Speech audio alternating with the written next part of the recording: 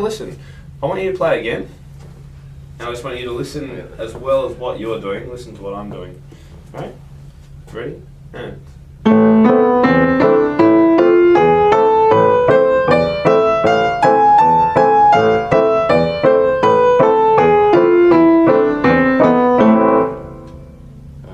Just kind of bouncing on chords.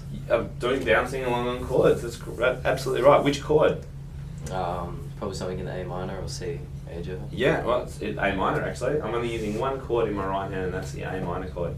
And what generally do I get you to do with your left hand when we play chords? Octaves. Yeah, beautiful. So that's all I'm doing. So can you try and make a beat that's similar to what I was just doing then in A minor?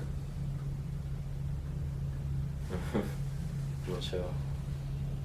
So just You know all the A minor. ingredients? Yeah. Octaves in your left hand. And just try and think back to what was I doing? How did it feel bouncy? How do you make that sound? I'm not sure. Experiment. Can't get it wrong. Just try it.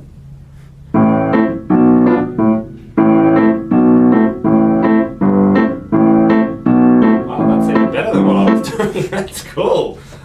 That's great. Do it while I play the scale. Ready? 1, 2, 3, 4.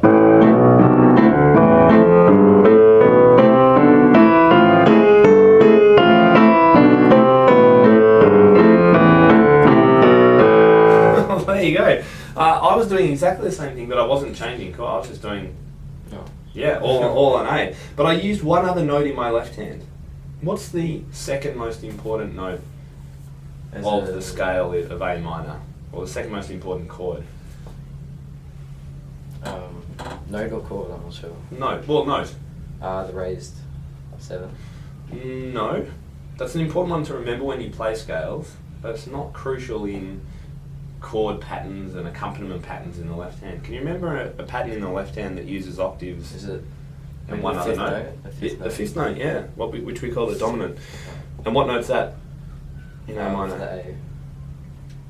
The A. D. Check it, count it. I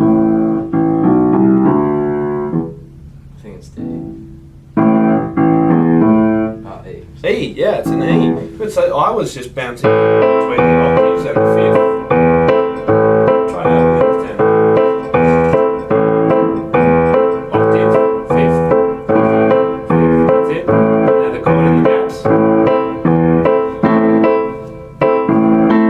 That's it. Good, keep going.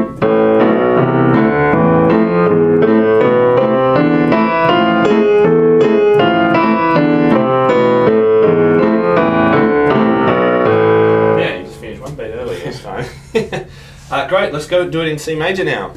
1, 2, 3, 4.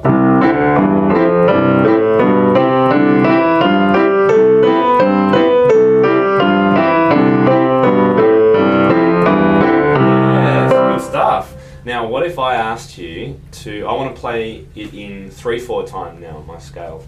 So I'm going to be accenting every 3. How might you change what you're accompanying to fit a 3/4 pattern? I'm not sure. Maybe put more emphasis on the C major chord. Well, let me ask you a different way. Can you play the accompaniment pattern and count the 4 beats in the bar that we're currently playing? Okay.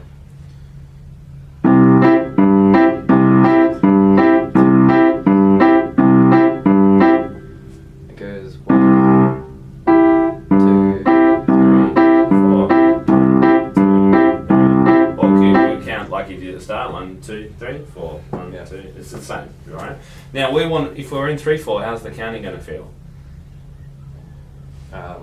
Now, count out loud for me. What's the 3/4 going to feel like? So it's 1, 2, 3, 1, 2, 3. Good. 1, 2, 3, 1, 2, 3, 1, 2. So on that main 1 beat, which hand's the stronger hand to play? The left. The left, yeah. So let's give it the octaves on the 1, and what might happen on the 2, 3.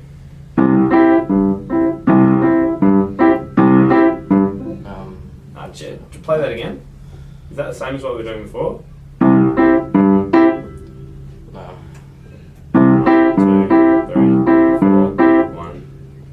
same as what Yeah. you're doing before, right? Now we've got to get a different feeling. We've got to get this 3/4 feeling. And you said to me before, 3/4 feels like 1, 2, 3, 1, 2, 3. So can you just play octaves on every one while you count the pattern? Every one. Yep. So 1, 2, 3, 1, 2, 3, 1, 2, 3, 1, 2, 3. Right, it's a bit boring like that. What can we do in the right hand on the other beats?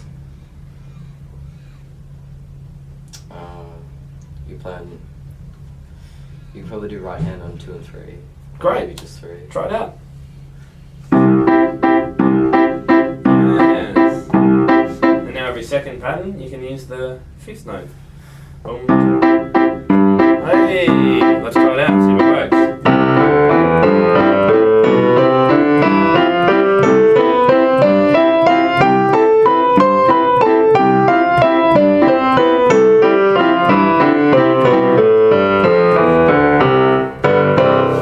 Yeah, you're getting the idea though, that's great. Now you know an accompaniment pattern for a scale in 4 and a scale in 3, which is really good. Because you can record one of these patterns on your iPad, phone, keyboard, whatever, and then play along to it, which will make your scale playing a bit more interesting. And you've also now got an accompaniment pattern that you can use if you're ever in a band situation or something and someone says, okay, I just need a 3/4 beat in G. And you can go, well, let's do that. 3/4 pattern in G now.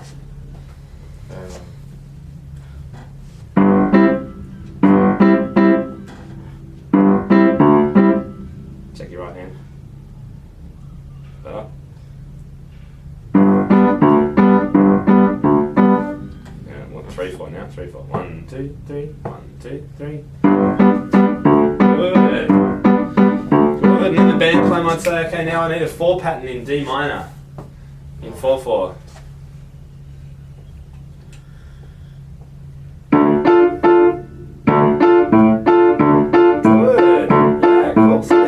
Really easy accompaniment patterns to have up your sleeve, but can also make your scale playing a little bit more interesting too.